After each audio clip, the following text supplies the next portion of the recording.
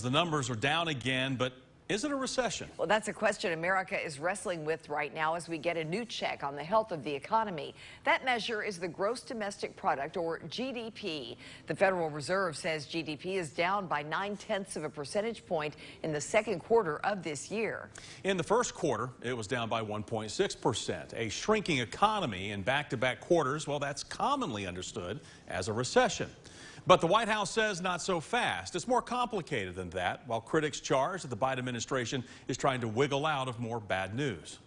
Yesterday, the Fed hiked interest rates by 0.75 of a point, trying to tackle inflation that hit 9.1% in June, a level not seen since 1981. Now, we sent WAT 16 News science reporter Kristen Gallant to get answers from a UT economist who is close to the center of this question. Kristen. Bo, Lori, the National Bureau of Economic Research is the group that determines whether or not we are actually in a recession. The organization has many different researchers across the country, and one happens to be right here in Knoxville.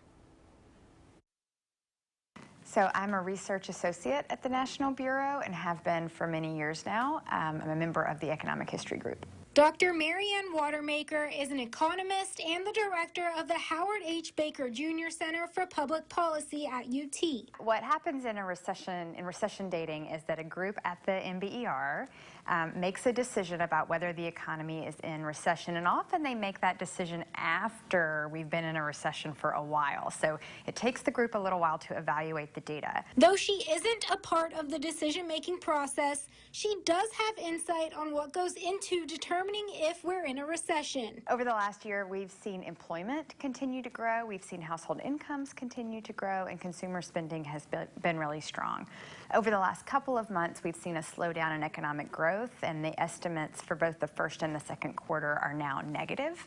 But she says people shouldn't panic just yet. The arguments against us being in a recession include the fact that employment continues to grow, household incomes continue to grow, and American households continue to spend more money than they spent the last quarters. She says some of the negative growth in Thursday's report comes from housing expenditures and a reduction in consumer durables like automobile purchases. This is the preliminary estimate. It's not going to be the final estimate, and whether we are in a recession officially or not is sort of irrelevant. The important thing is how are households doing, and right now, again, employment and income growth both look pretty positive.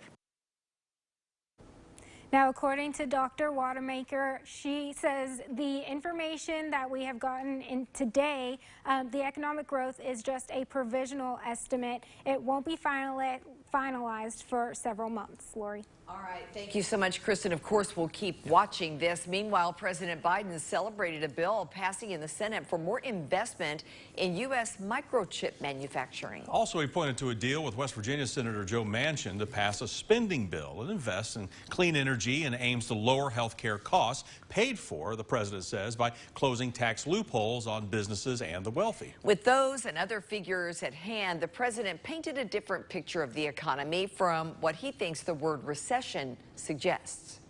Significant banking personnel and economists say we're not in a recession. Record unemployment of 3.6% today.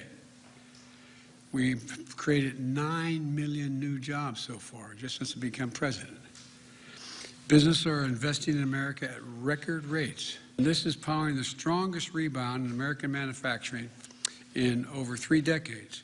That doesn't sound like a recession to me. Thank you very much. Republicans like Tennessee Senator Marsha Blackburn have been criticizing the president today. Her office saying his only plan when it comes to the economy is to redefine recession.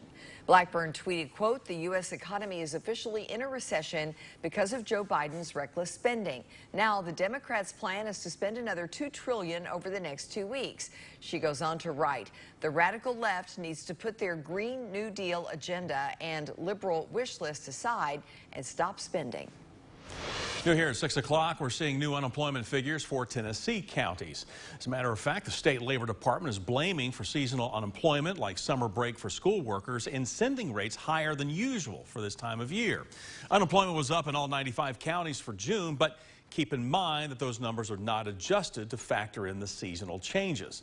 Tennessee's overall unemployment rate is 3.3%, unchanged from May. Knox County's rate is 3.6%, up from 2.8% the month before.